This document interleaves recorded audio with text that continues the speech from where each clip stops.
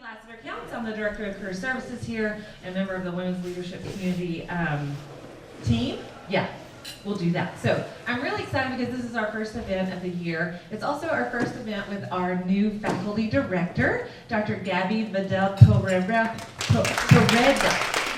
I've been practicing all day. She's amazing. And so I was wanted to take a quick chance to introduce her since this is her first kind of official duty as our new faculty director. So Gabby, as I like to call her, has a PhD in Spanish from the University of Nebraska-Lincoln, but she also has a graduate minor in women's and gender studies. And when we were chatting today, she said if I could have gotten my PhD in women's studies, I would have. But she didn't say, I know, right? So we are in good hands, definitely under her leadership. And her research focuses on contemporary Spanish women writers. She's published in literary journals and articles and book chapters, so she's very well known in the field. And she's an associate professor of Spanish here and the director of the Women's Leadership Community. So we're so glad to have you start with us and lead us for the next 3 years in this great programming. So I'm gonna pass it to her and then we'll get to our panelists. Thank you, Lee. This is my first time with a microphone, so be patient with me. So the purpose of this panel is to enrich attendance with a multiplicity of models with experience on how to lead as a woman. And we have 2 Odyssey medalists here with us today, and we have their bios up there. We have Amanda Brooks, who graduated in 2008 and is a PR executive at ESPN. And we have Dr. Cabrina Campbell, who graduated in 1985. That's when I was born. And so this is intimidating for me. This is, who's a physician and a professor at UPenn. And they will discuss their paths as well as their challenges along the way. The format for this event is created in such a way that people have the opportunity to come and go as they need. So if you need to get up and go and grab something, that is totally fine.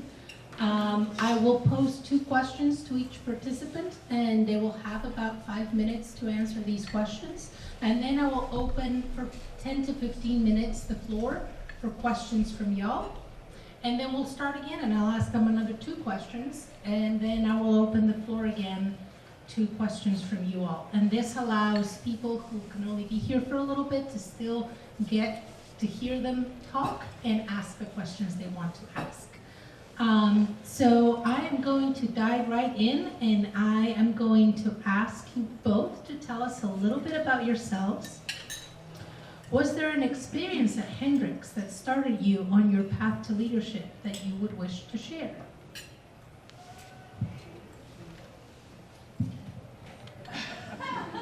Hello.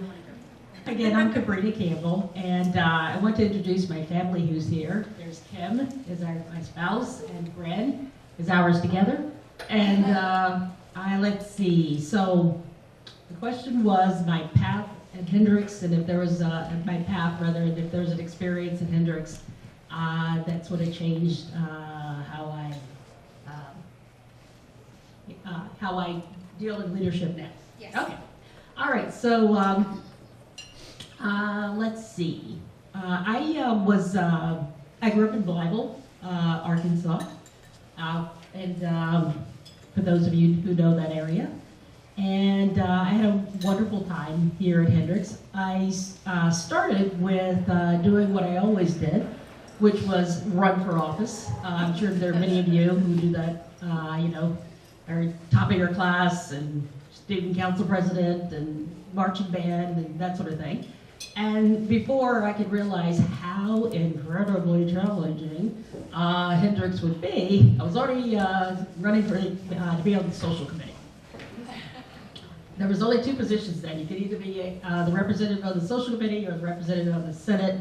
Some other guy, of course, was running for the Senate. But I tell you what, by the time I was a 4th year, I was in the Senate. So it didn't take me long to get back up there. But anyway, I'm social, so I did social committee. And the one thing I really learned was I lived in Galloway Hall. Yeah, shout out to Galloway. You know we're the best. Okay. And am quite the campaigner. You guys can't relate to this at all, but when I ran for student council president, I literally got out the blindfold phone book and called all of my classmates. And that's when we didn't have internet and blah, blah, blah. And so some people said, oh yes, I'm gonna vote for you, Cabrina, but I can't tell anybody because the other guy running is, it's one of the friends, but yes, I'll do it. So anyway, I started campaigning, and I campaigned at VZ Hall, and VZ people? And I went over to Rainey, before going over to Couch. And then I went back to Galloway, and I was just kind of talking to them, and I was talking to them about voting, and they were like, we don't really know who you are. Because, it was like early fall of my first year. And I realized that I sort of had taken my home base for granted and had, gone to all these other places, but how important it was to sort of take care of home, people I lived directly with, so that they could be father ambassadors and vouch for me at other places. So that was a lesson that I learned, is that when you take care of sort of your inner circle first, then they could go out and vouch for you. And I think that's a really good leadership model to have. Because the people you're most closely working with, you want to be a tight community and want to make sure that everybody is sort of thinking on the same page, or you're sharing ideas, keeping an open mind, discussing things before you broaden your tentacles out. So that's one of the things I learned. Hello, I'm Amanda Brooks. I graduated in 2008, and I lived in Couch. Couch, you represent. And it still smells the same. And I think my path to leadership when I was at Hendrix, I was always super involved. I played volleyball here. I was a leadership scholar. But it wasn't really until I got my start working in sports here that I think really made an impact on the way that I led outside of my team. So Jen McCracken was here for a long time. She was the person who gave me my start working in sports. And she really encouraged me to fail, which was the first time I think I was okay with the idea of that. It was really scary to me. I think a lot of students here come in as perfectionists, and you're just trying to be perfect and do everything right. And the idea of failure is really scary. And she really encouraged me to try new things without the fear of failure, so that I could learn from it and be comfortable with thinking outside the box and doing things differently. And being able to fail when you're starting out in your career is really important, because as you get older, not everything is going to work. And the opportunity to be like, okay, that didn't work, but I learned fill in the blank from it. Or this opportunity maybe didn't go the way that I wanted to, but what can I do to get better from it? And right after I was here at Hendrix, I went to grad school, and then my first job out of grad school, I worked at the University of Florida, and my boss there had something called the Get Better file. And it's actually something that I continue to keep to this day. It's just a living Google Doc. And every big announcement, every big event that I do, I have to find at least one thing that I would do better. And it's not to be hypercritical of myself, but it's a way to look at things and say, okay, well maybe if I was more open to this idea, or maybe if I had thought of this perspective, I could do this differently. And it allows me to evaluate in the moment and then move forward. I really like what you said about encouraging you to fail. I encourage my students to fail. I tell them to have a folder where they put all their rejections, and I tell them to cultivate that folder. Because if you have a thick folder, it means you're putting yourself out there and you're taking chances, right?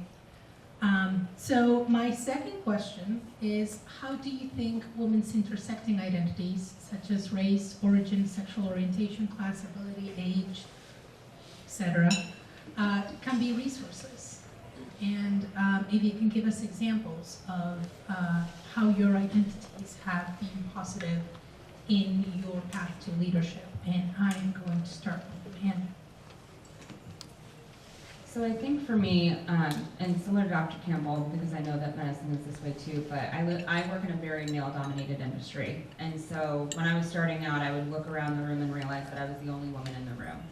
And increasingly as I moved up, still the only woman in the room. And so I decided to shift my mindset, and instead of seeing it as like oh, I'm the only person, or I'm the only fill in the blank, instead it was, oh, this is my superpower, this is something that nobody else in this room has. And so I represent a different perspective, and so I have to be a voice for the people who don't have a voice in this room.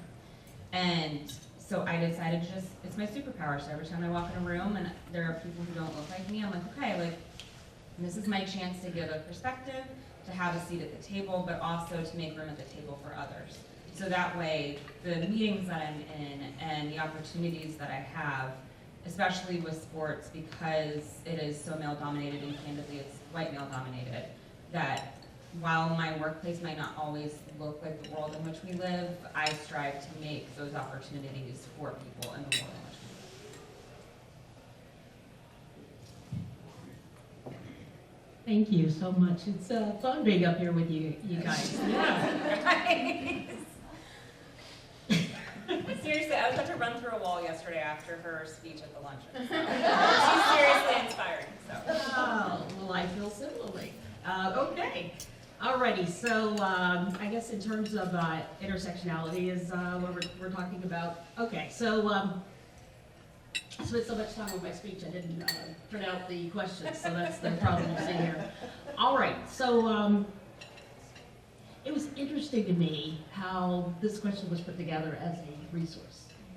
And I like how you said you have superpower, and that it can be a real positive thing. And so it's pretty cool because I have a lot of intersectionalities. Of course, does anybody realize what race I am? I mean, there's nobody else in here that looks like me, is there? So You. Yeah, I brought you along. Okay.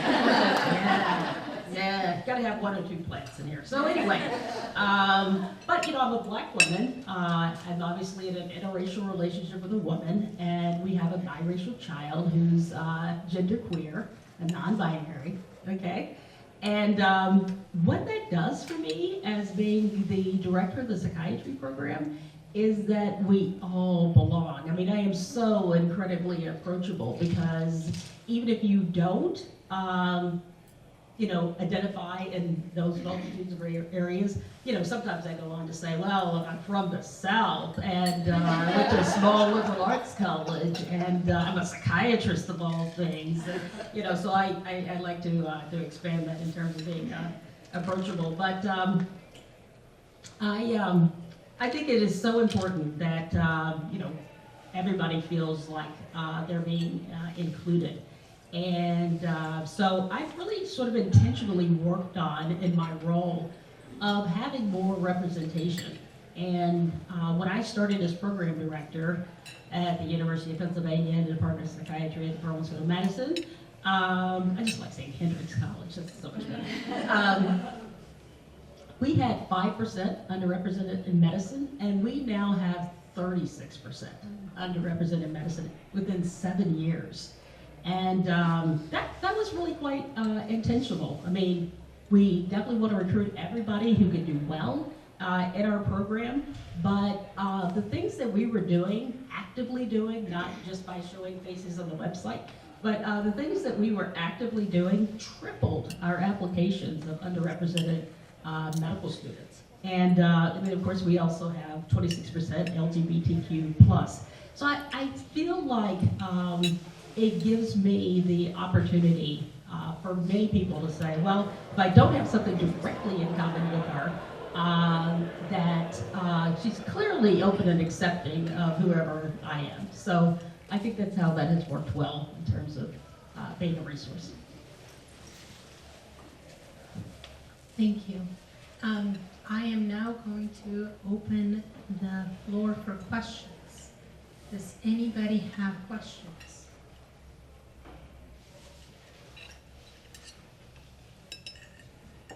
They don't need to be excellently crafted questions. Yes. Ellen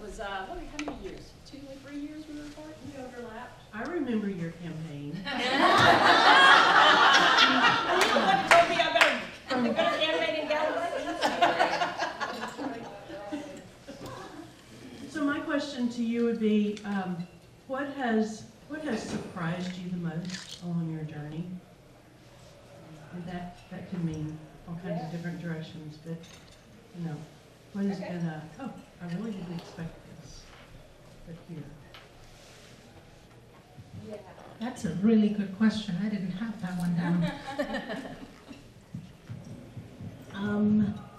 What has surprised me the most? I think that when you grow up in Blythe, Arkansas, and then you come to Conway, Arkansas, and you're juxtaposed to the metropolis of Little Rock, that it's sort of a journey of where do I go next, and et cetera. The reality is that no matter where I have gone in my career, schools that I've gone to, other schools, etc., I am treated the very best when I was at Hendrix College. I mean, it is really pretty amazing about that. How, certainly you can go into upper level of academia and people have a level of respect to you in some small community, but in terms of the entire campus, saying, basically, you're one of us. I realized that I had something special, really pretty early on in my life in terms of being an alumni of Hendrix.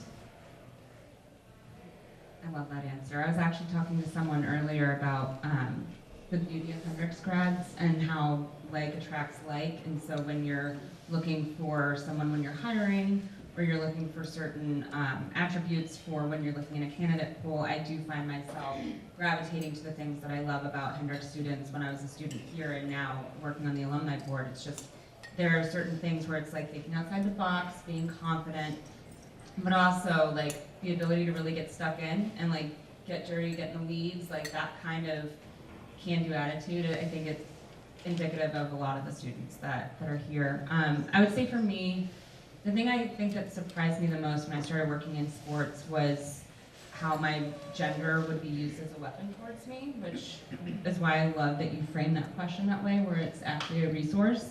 Because I remember when I was starting out, there was an assumption that if a woman wanted to work with a men's sports team, that they were just wanting to be close to the athletes. And I remember feeling like, well, I'm gonna prove you wrong.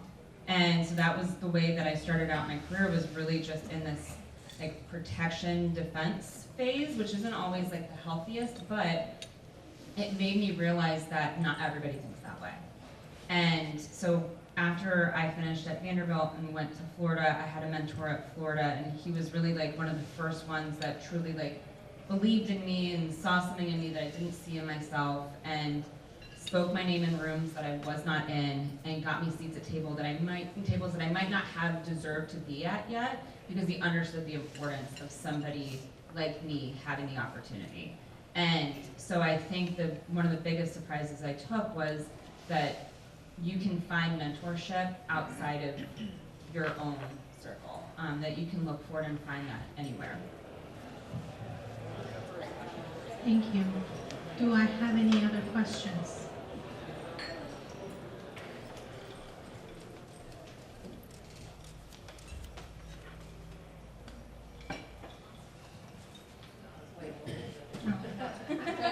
Okay. My students can tell you I am very good at holding uncomfortable silences. I'm an educator, I also like a comfortable silence. I'd love to hear. I'm a psychiatrist. Yeah. Perfect. I'm a physicist. Don't like dead air, so. Yeah, that's fair. That's fair. I would love to hear about your favorite professor at Hendrix. Who was it? Why was that person so influential for you? Tell us a bit about your experience.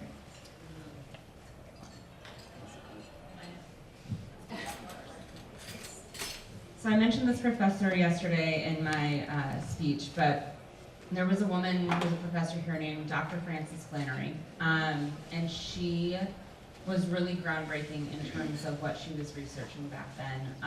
I had gotten excited working, just being in her like Religion 101 class, and then she had said, I'm actually starting to look into apocryphal texts and Gnostic Gospels, and this is stuff where we're kind of on the ground floor together. And she started this class, and like we were all doing the research with her, like we're all credited in her book on it, and it was like the idea that someone had the belief in a bunch of like 20 and 21-year-olds to like dive in with her on something was just really incredible, but also she pushed me out of my comfort zone a lot. And I felt like that was so important because I don't know if y'all still call Hendrix the bubble, but that's the Hendrix bubble. Like, it is a comfort level, right? Like, you feel safe here, you feel like you can grow here. And it was actually really nice to have a professor that was constantly like shoving me a little bit to be like, try this, do this, have you thought about this? Maybe this, but what about this? And so to have somebody that was just constantly like, in a very loving way, pushing me forward and pushing me out of that comfort zone, I think it's what helped me gain the confidence and the joy in the journey of trying to find my way through Hendrix. Thank you.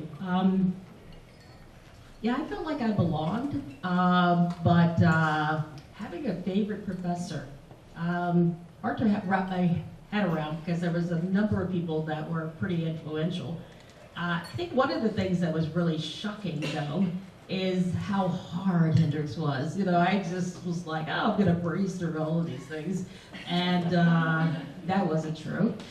So I did really enjoy my pre-orientation leader, Dr. David Larson, the history professor. He had us over to his house. He was a great thinker. And so I always felt like there was a friendly face on campus.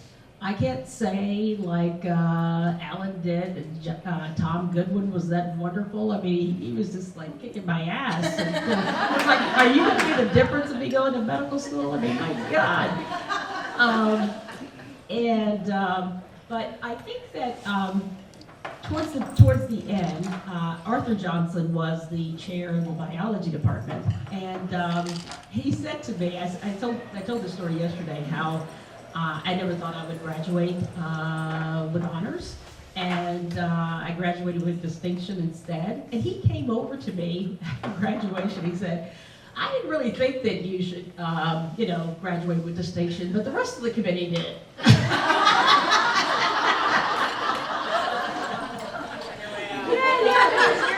I was like, you've got the right idea, but I appreciate that. You know, I appreciate that I got a leg up, and I'm going to use that and try to get moving forward.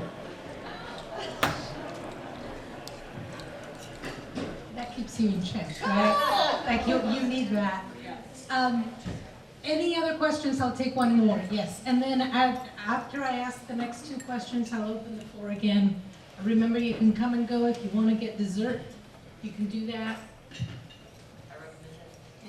Thank you for being here. I'm sorry I was late. My name is Mary Ann Seibert, and I'm Director of Counseling Services here, and I'm also a very proud alum as well.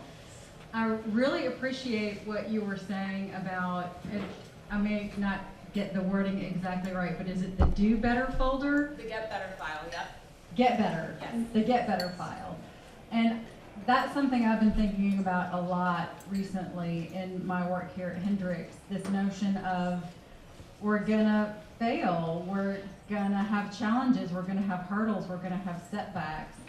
And so I would love to I love how intentional, a mentor was to you in encouraging you to think about those times, because I think oftentimes we mistakenly, especially as young people, think, life is supposed to progress at a 45-degree angle when it really doesn't. So thank you for the permission to not have a well-formed question, but I don't know that I really have a specific question around this, aside from, could you talk a little bit more about those moments when you felt like you were falling really short, and then specifically kind of what you did to help you, how you thought of this as an opportunity for growth? Could you just talk a little bit more in depth about all that? That is a well-formed question. And it's a hard question, too. That was a great question. And yes, the Get Better file, I always try to be really positive about it because it really is a great opportunity to fail or even succeed, but also think, what could I have done differently? I would say one that I had that I think is probably rare just because I hope we don't have another global pandemic, but I had a huge announcement at ESPN that was supposed to happen on March 13th, 2020.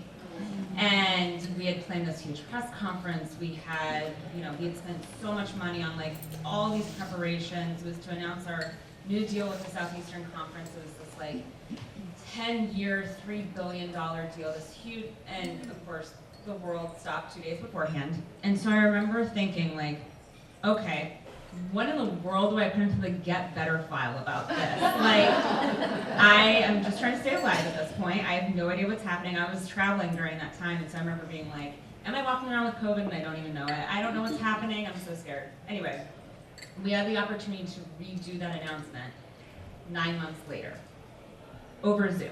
And so I remember thinking like, okay, you get 9 months to really think about what you were doing with this messaging, what you were doing with this opportunity, and change it. So you change the narrative about that kind of money spent in a global pandemic and that kind of long-term commitment when the media landscape had changed so significantly in those 9 months. We didn't have sports for a few months.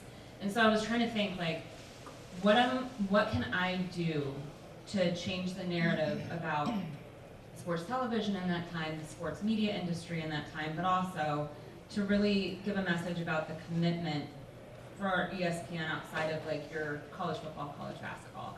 And so a big part of it was that this investment was part of women's sports too. And back then there was a lot of discussion about equity and the fairness of locker room sizes or weight room sizes during NCAA tournaments. And so I remember like this was my opportunity to really take that step forward and that messaging forward. And so I tried to take those 9 months where I was just like kind of in fits and spurts waiting to actually get this huge announcement out, thinking, how do I make this better? How do I make this more intentional? But also, I've changed so much in the past 9 months because that time when you're working in public relations for a company like that, you're in like crisis comms mode 24/7 because you're either like losing games because the whole team has COVID, or you're not able to travel to the spot because your entire production team has COVID. Like you're just constantly moving and changing, and so it really gave me the opportunity to think, how have I grown too? How does that make me change as a publicist and a professional? And also, how can I use this to uplift the people around me to get better too? Cool, and I'm thank you for your answer because I was sitting here thinking, oh my God, what could I come up with? I'm going to say the pandemic too, because with the pandemic, we had interns starting, who had thankfully completed most of their medical school before the pandemic, but it was a big deal to have people in the hospital working as new doctors and people who were psychiatry residents feeling like they were going to be pulled to internal medicine and maybe the ICU. They wouldn't know what to do in there. But they could follow orders pretty well, and they could talk to families too. So, but I realized the power of communication truly was that to stay in touch. I thought our department did such a good job. I mean, we met every day. We had a meeting at like 5 o'clock every day. And by 4:30, they would submit all their questions about this scary thing and what's going on and what's going on next. And then we would literally have a phone conference because we didn't even have, Zoom at the time. And talk about what their fears are, what we know. We're going to tell you everything we know, when we know. And I think they had psychiatry residents in particular had a lot of fears about, are we going to be left behind? Because we may not be on the front line unless we're actually doing our internal medicine part of their residency at that time. And when would we get vaccinated? They were so scared about, will we get vaccinated as soon as the rest of the people who are working with patients? They worried about that so much.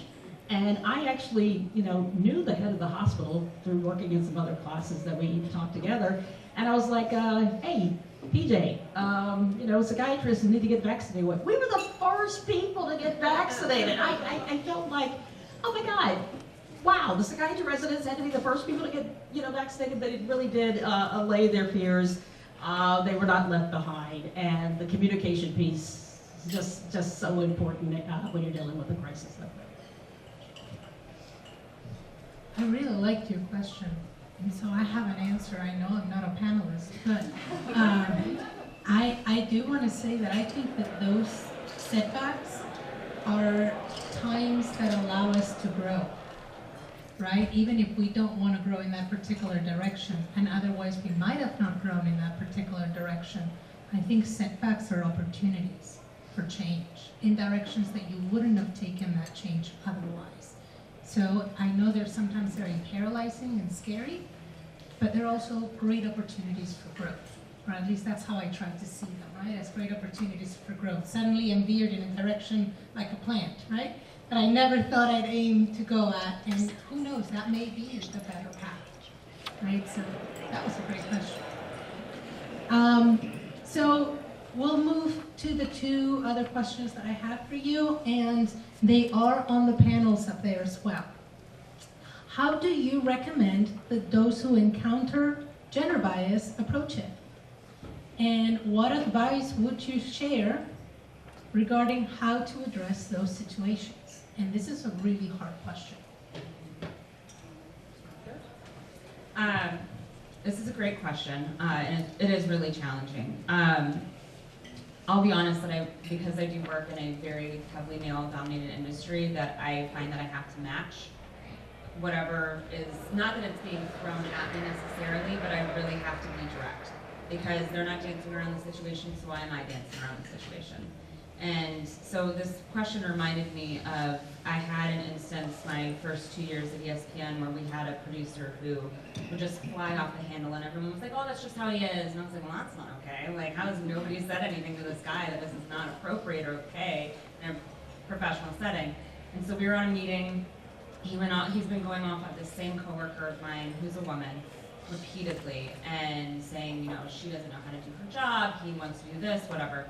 And I go across the street to his office and close the door and say, you cannot talk to people like that. We are all on the same team, we are all working on the same thing, and all of us are in here for a reason. All of us were hired for a reason, especially ESPN, like, everybody wants to be the best. That's why they work there, is because you want to work on the best, you want to be the best, but you're also wanting to improve.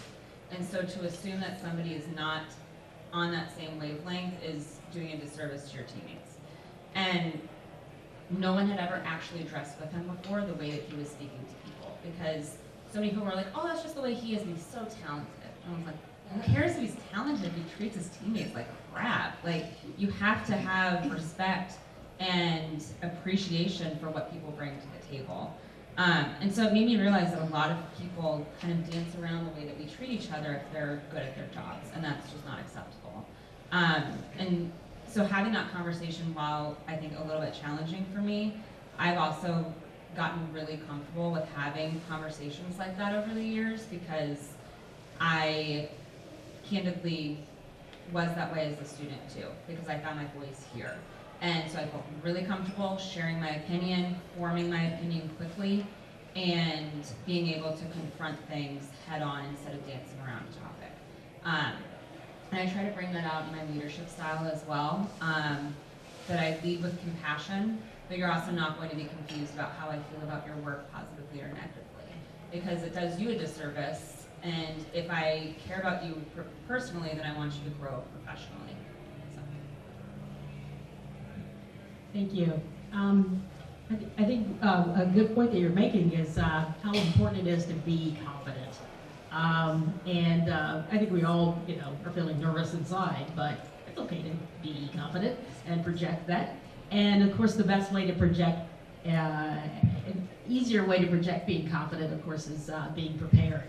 And so that really, helps a lot when you're in a group, because, there are just so many times that what you say is like, until somebody else says it, do they actually hear it?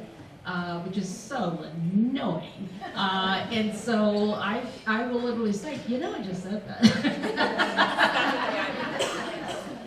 I also find that in academia, when people are doing presentations, you can bet your bottom dollar. You know how I'm making a joke here, but you know how if you're watching a movie and the black man comes into the scene, you're like, okay, he's dead, because he's gonna be the first person that dies in the movie. I don't know if you guys know this, but he does. Okay, so so I'm like, we listen to a woman give a presentation, and I'm like, oh my God, she's gonna get so many questions. She's not gonna be given the benefit of the doubt whatsoever. She's gonna have to explain. Whereas otherwise, when men give presentations, people say, oh, well, can I just ask you one question about blah, blah, blah? I mean, it's amazing how it happens.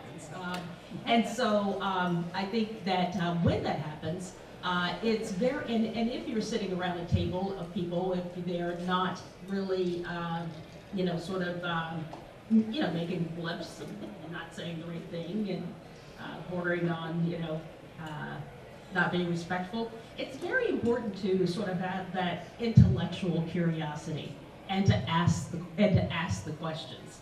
That way you don't come across as defensive, but you're just wanting to know a little bit more about that to help them come to how silly what they're saying may actually end up being.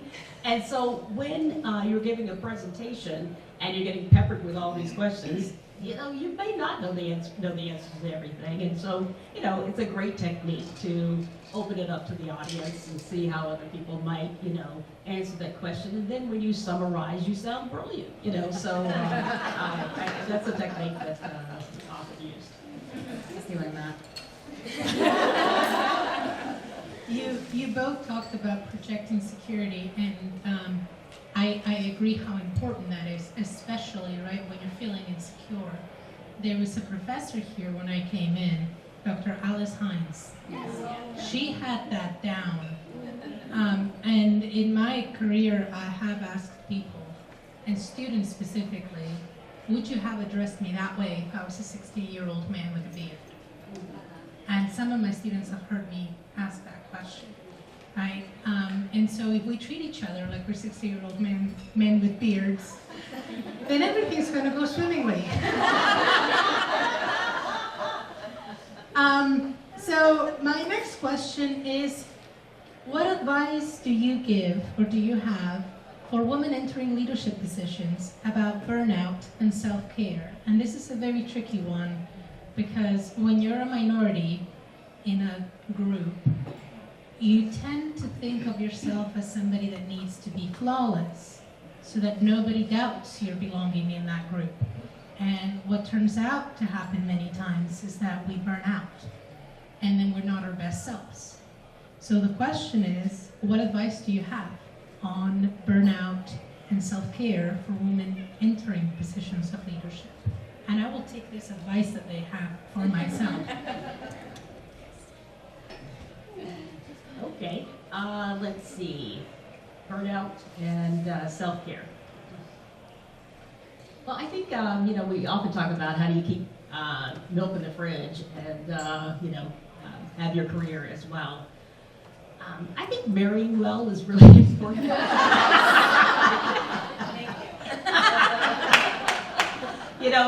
Having, and women need that just as much as, the average guy may, even in spades. So I think it's very important to have someone in your corner that you can talk to and have this journey with. And beyond that, I often tell my patients that, when you're in a crisis, have in your pocket like a list of 5 names with phone numbers of who you could call, because the first one, may not pick up, and the second one may be busy, and blah, blah, blah. And I sort of take that advice for myself of having, who are my 4 or 5 friends when I burned Kim out from listening to all this stuff over and over again, and Brett doesn't want to hear it anymore either. So there's, I usually have about 4 or 5 friends that I can, I can chat with. There's the typical things too, making sure you take care of yourself in terms of exercising, and I like to sip my morning coffee. I like to do nothing else before I do have my coffee. It just feels like a time that I can have for myself. Another thing about sort of self-care is the ability to be altruistic and to bring other people along with me. And I just get so much excitement and joy about that. And so even though it sounds like that may not be self-care, it's really building a community that's just, you know, lovely. I love that. I wish I sipped my coffee, but I chugged my coffee. I should maybe slow down and enjoy it more. You know, this is a really interesting one for me because women in sports, especially when I was starting out, you're constantly grinding and the grind is the goal. And so you're just constantly like, oh, well, if I'm working harder than everyone else, if I'm staying at the office late and I come to the office early, and oh, I'm gonna raise my hand for everything because it's gonna show that I'm dedicated and that I want this. And when you're starting out, like, that's the mindset. And I unfortunately kept that through like a significant part of my career, where I was just constantly like, okay, like my job is going to be the center of my life. And so now, over the past few years, and I think the pandemic is really what forced me into this, but I really started prioritizing myself. And it felt very selfish initially in a bad way, and now it feels like selfish in a good way. Over the past 2 years, I've really tried just to prioritize myself and my life, and work will always be there. And candidly, like, my job does fulfill me, and so that's a really big part of it. But I take time to work out. I take time to fuel myself and eat well. I try to get a massage every month. Like, I really try to like make time and save money to do things for myself in that way. And over the past year and a half, I've had a really great professional 18 months. And it's not lost on me that that came after I put myself first. And so I constantly try to then tell my team about the importance of taking care of yourself, because you can't be your best with me and with this team if you're not taking care of yourself as number one. And I think a big thing too is you don't have to give 100% every day, and that was something that I used to do, and that was a burnout issue for me early on in my career. And so, like, as long as I'm giving something every day, like, your output may look like this during the week, but you're still at some point giving the best that you can on that day. And so I don't need to be the best person on my team every day, but I need to be my best self every day, whatever that ends up looking like. I like two of your ideas, right? One of them being you can't pour from an empty cup would be the idea. That I dawned on that in 2019, and I had an exercise in my life, and now I make time every day for it because I'm a better person and I'm a better worker when I'm a happy worker, right?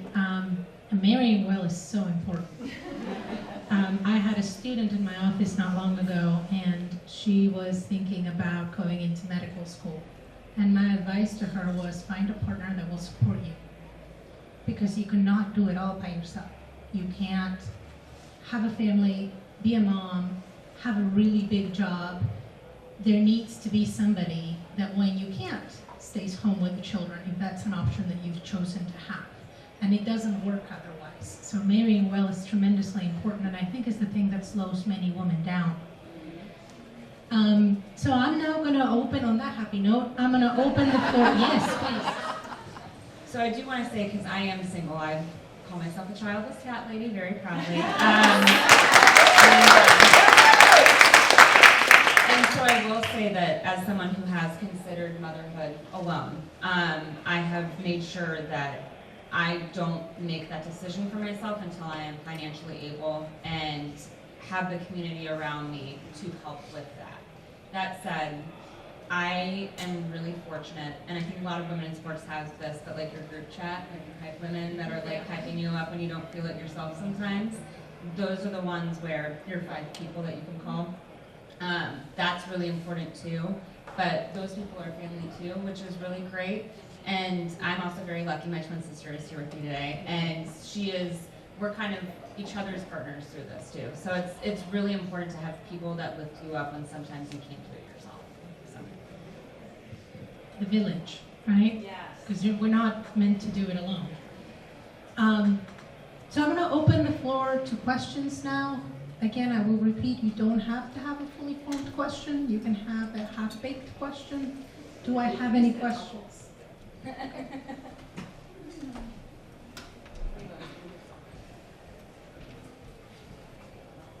Hi, I'm Laura Larson from the Grimes class of 2004. And I was a theater major here.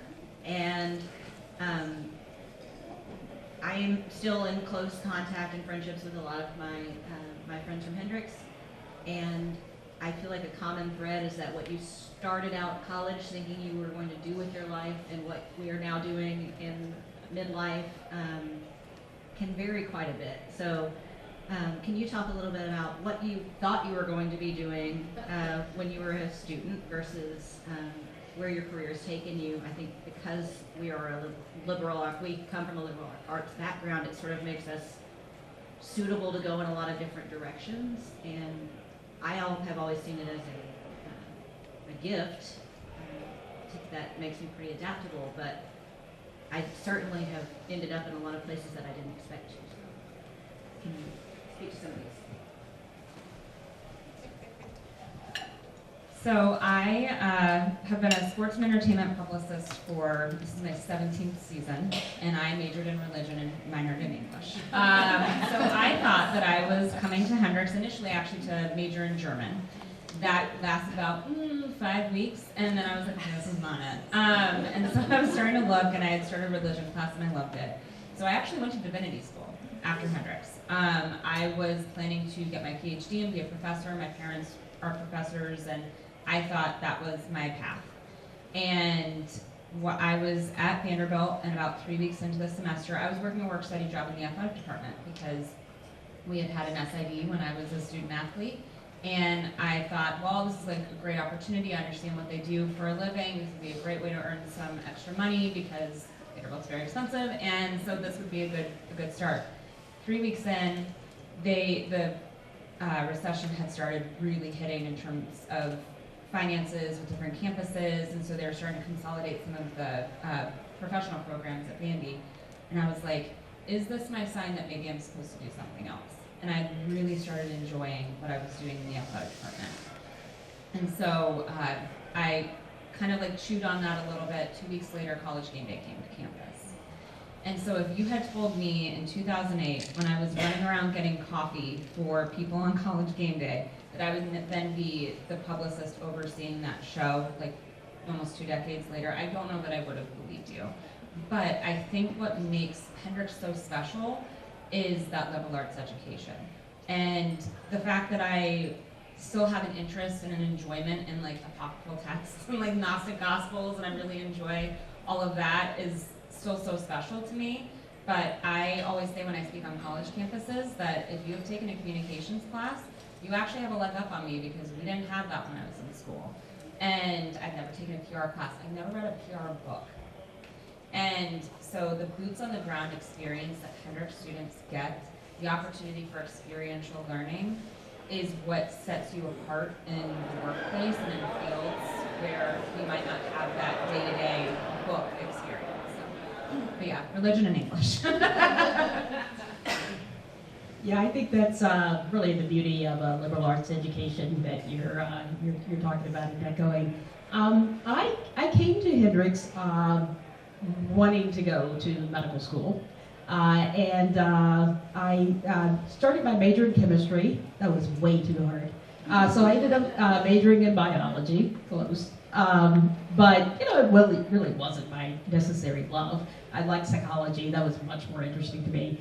But I remember 4th year of, in the fall about this time, thinking, oh my God, if I don't get into medical school, what the hell am I gonna do? I mean, like, I was like, I don't really love biology. There would never be in oceanography or any of those things. I don't even like that. So thankfully, I did get into medical school. But what has actually changed is that I didn't know I would go into academia.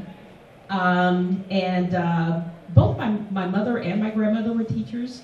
And so when I had learned that there was such a thing as medical education and that you could teach in a university and be a physician too, that was really cool. But even when I got my first job and was an assistant professor at the University of Pennsylvania, I still didn't think I'd be in academia. I took that job because I liked working with veteran patients. I liked the people that worked with me. I had a fabulous mentor.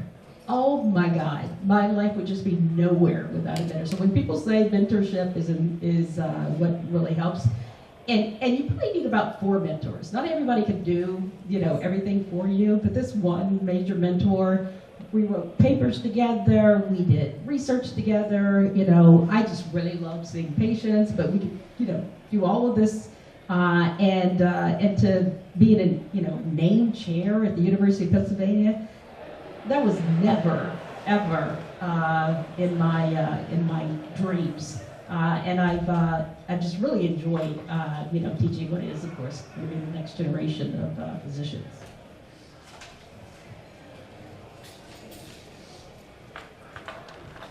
Do we have any more questions?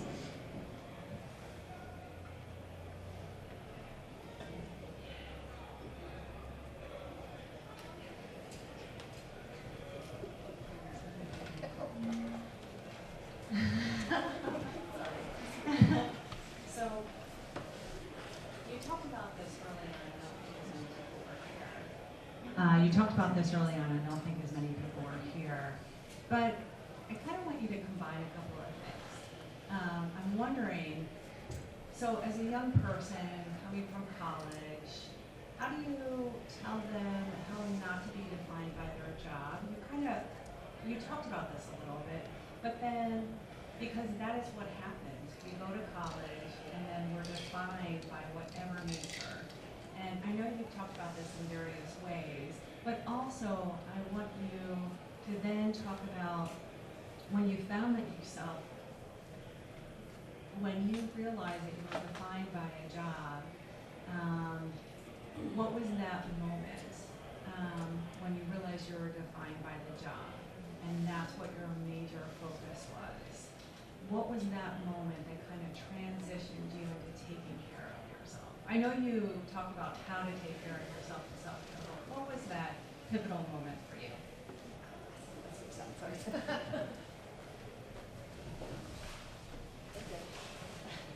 Hi, sweetheart.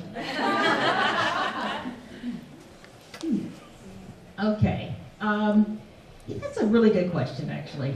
Loaded, but good. All right, so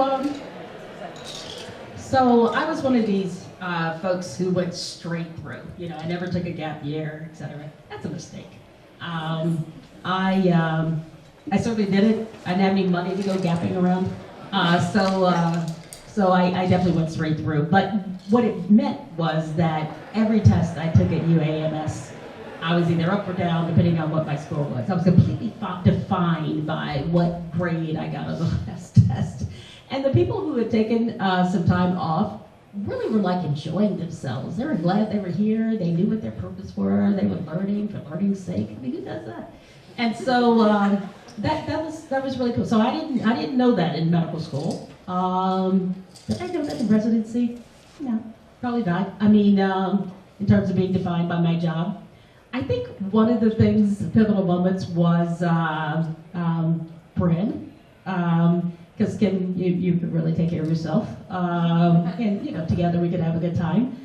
But I won a lot of awards. Actually, I think there's even a few more that didn't make that list. And one award I won, one of the Penn Awards I won, was when Bryn was 4. And so Bryn has grown up going to award ceremonies. Yeah. And so I was spending a lot of time at work. I actually had a job and a half at that point, and Kim and Bryn were home. And and I was trying to get promoted from assistant to associate professor, and felt like every little thing I did was important. And that I didn't know who was on the promotions committee, so I said yes to everything. Oh my God. And Bryn really liked the pediatrician. Thought the pediatrician was great. Give big belly laughs to the pediatrician, etc. And so as I was getting the award, around that time, I said, "Hey, Bryn, I'm a doctor." And Bryn said, "No, you're not." And I was like, I am so much better at work than I am at home. I really was like, I see that. And, you know, trying to work over and over and over again to strike a better balance. But it really wasn't until I gave up the half-time job that I actually created space to be not as defined by my job and be a much more balanced person. I'll have to ask you later if you agree with that. I love this question. So I think we find ourselves defined by whatever we're going through in life. And so I remember when I was here at Hendrix, I was involved a lot, but I was a volleyball player. I was on the volleyball team. And I got injured my junior year, so I couldn't play senior year. It was the first time I hadn't played volleyball since I was 9 or 10. And I remember thinking, like, I'm a volleyball player. Like, what else? Like, who else am I? What else am I doing?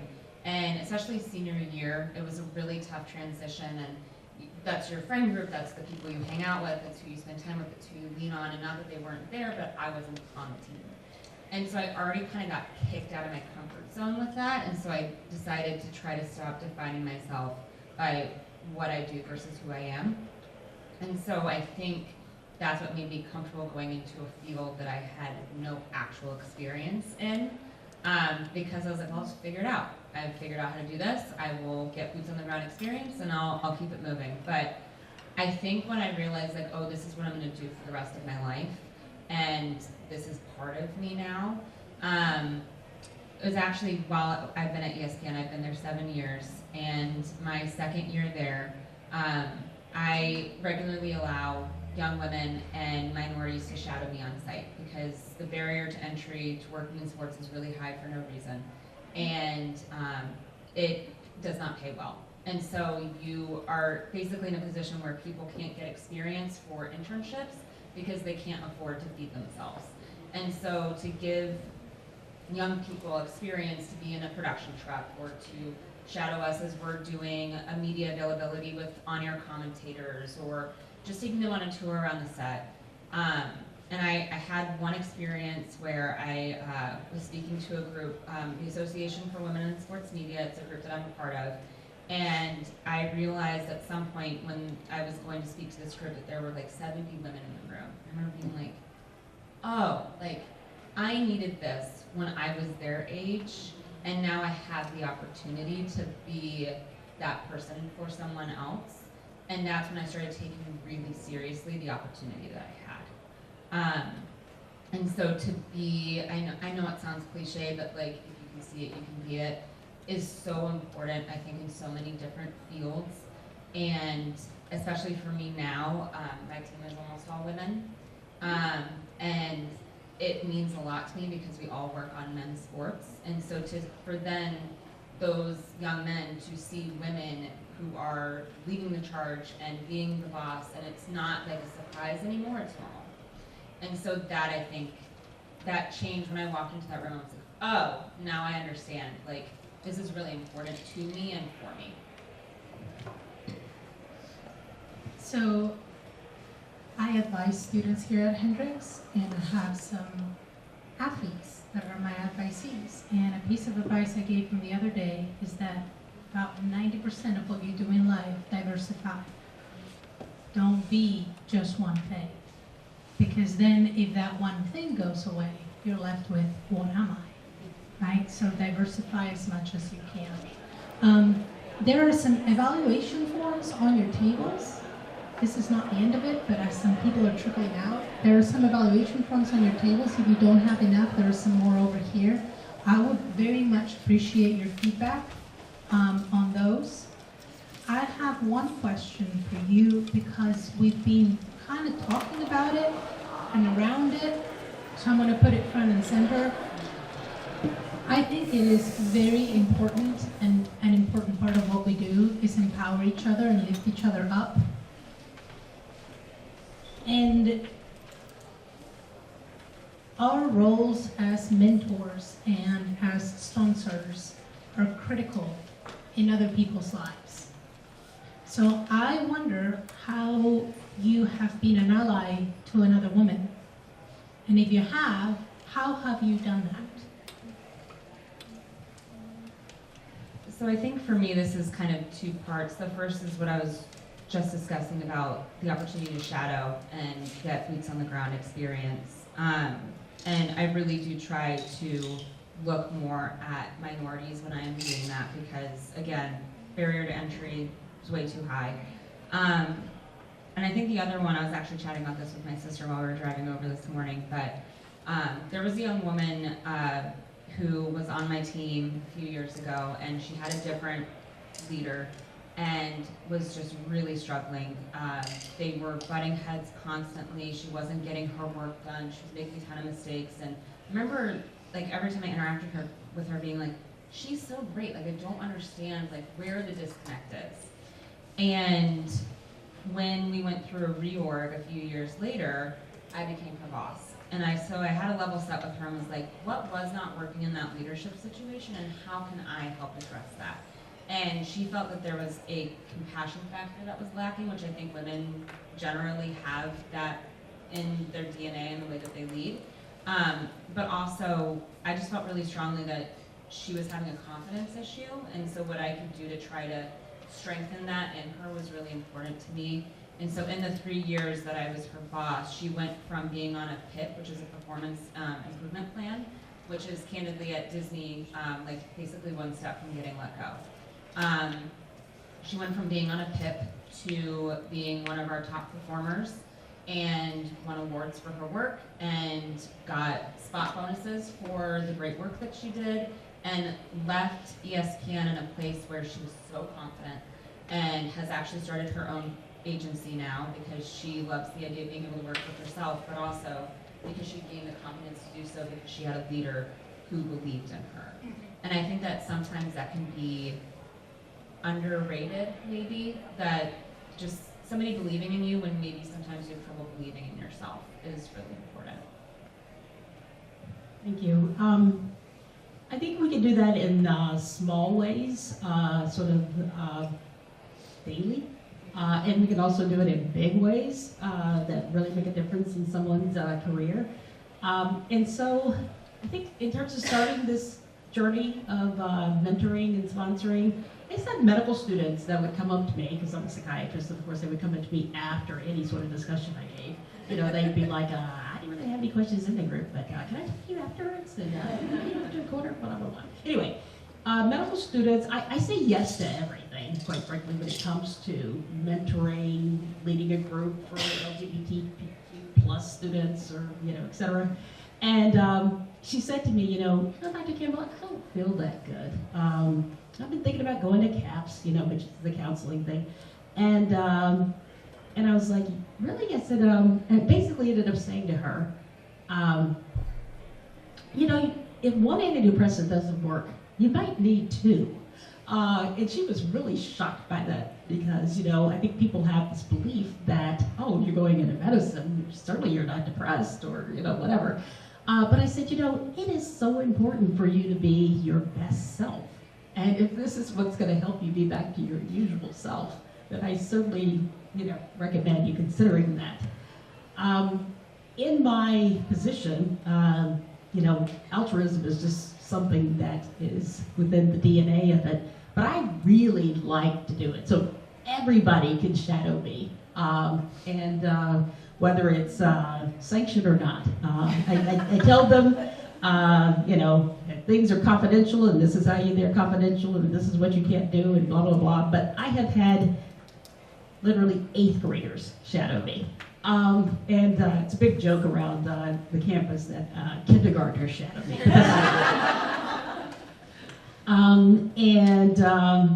And now with being in a program director role, we have so many, we literally have to be like, okay, we should have at least 40% men in our program because we have 60% women. I mean, it is definitely in the other way. And we have a lot of women who are the leaders, chief residents, 3 out of 4 are women. Half of them are underrepresented in medicine. We have so many national awards and APA, American Psychiatric Association fellowships that people get because I think sponsoring is huge. And then being able to, as I leave, and I'm a firm believer in not just sticking around in positions, that, if I'm not giving it all I've got and I'm just being sort of 80% complacent, it's time to go, and that other people can do these jobs. And I like the idea of kind of trying to replace maybe 4 people with me moving away, because I've probably done 4 jobs, so that would be good. So right now, I think I said this yesterday, but I have a chief resident who, when you're a professor at Penn and you're a clinical faculty member, you only get about 10% time for teaching time, but, sort of for preparing lectures or whatever. And so a half a day. And she actually has 40% time, and that's because we sort of cobbled together that she would co-direct a medical school course and also have a leadership role in both medical student and residency education. And so putting, residents on papers with you and helping them build their CV and opening up leadership roles for them and sponsoring them for awards are things that bring me a lot of joy and helps their career soar as well. We have time for one more question.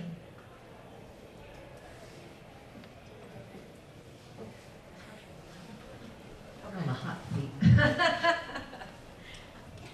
Thank you. So kind of in an opposite vein of how we lift other women up, how do you cope with or work around environments where doddering old men put down women and you weren't able to help advance your peers or your mentees? That's the hardest question today. Yeah. That's a thinker over there. What was the last part of your question, Brent? Doddering old men and Coping with or working around instances where you and your mentees or your peers have been impeded. Okay. Yeah, Aside from cussing them out like we do at home. Not really. It's true, Kim. Well, it's interesting. I was talking to one of my former nurses, and he said, if I were to tell a story about you, I would say this. And this is what he said. I was like, what story would you tell? He's like, well, I would tell them that you and I were in a patient's room one time, and you went to ask the patient a question, and he said, shut up, woman, and let the doctor talk. These patients do say that. Yes. And he said, he just stood there, and he asked me a whole bunch of questions, and then Mark said, well, when I couldn't, answer them any longer, I said to him, maybe Dr. Campbell can ask a question. And he said, and you responded with, Mark is an incredibly knowledgeable and seasoned nurse, but I'm your doctor or something like that. Really, pretty complimented. That stuff is just a given. You can just roll off your back and, kind of thing. But when things impede my mentees and get in the way, are you thinking of a particular example? You know the group of residents, your favorite work days. I think that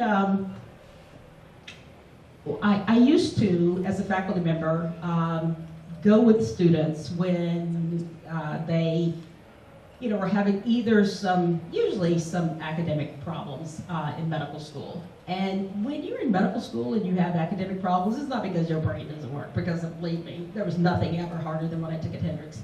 But it's because there's usually some sort of outside thing that's, going on with them. And so, and there's also can be a bit of a, you don't necessarily fit into our group. You don't look like me, you don't have the same, pedigree as me, kind of thing. And so you don't present like I would, and I mean giving presentations. And so I often would go and be their coach. And I've had many people say to me that, I'm not sure I would have made it through medical school without you believing in me and going to fight for me. And now I'm on that student standards committee. And I really, not because I, like seeing students in trouble, but we really like seeing how we can help students do well. What is it, the resources that they need in order to do that? I'm pretty furious if people are getting in the way of youngsters who are trying to succeed.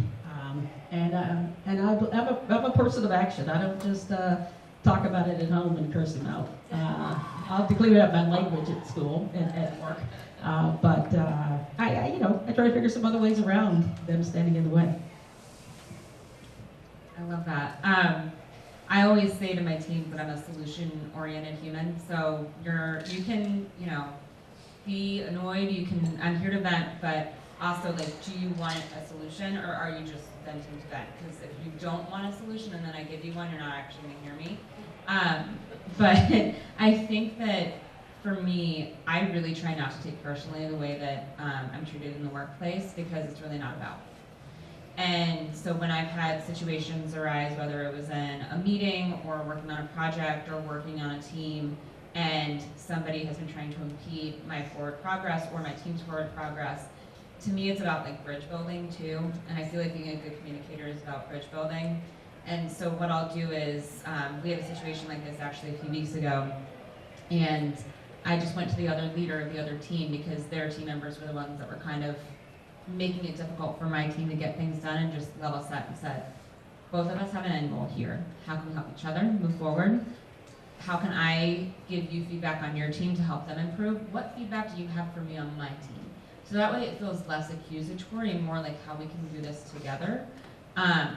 But I have really tried, especially over the past 7-8 years, that I really don't take things personally at work anymore because I candidly don't care about your opinion. And it's honestly something that as you get old, I feel like it's once I hit my 30s, I was like, whatever. And You're going to be amazing in your 40s. I'm so excited. So ready. But I really, I just don't care. Because to me, it's not worth my time. My time is really valuable. And I want to spend it doing things that matter versus worrying about somebody's opinion that I'm probably not going to change about me. Absolutely. All right, so thank you all for coming to this panel. This panel was Lee's idea. So thank you for the idea. I want to thank our panelists for their wisdom.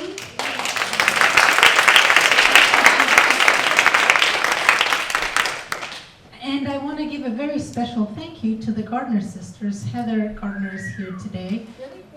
They set up the Women's Leadership Endowment, and it is through that fund that this is possible.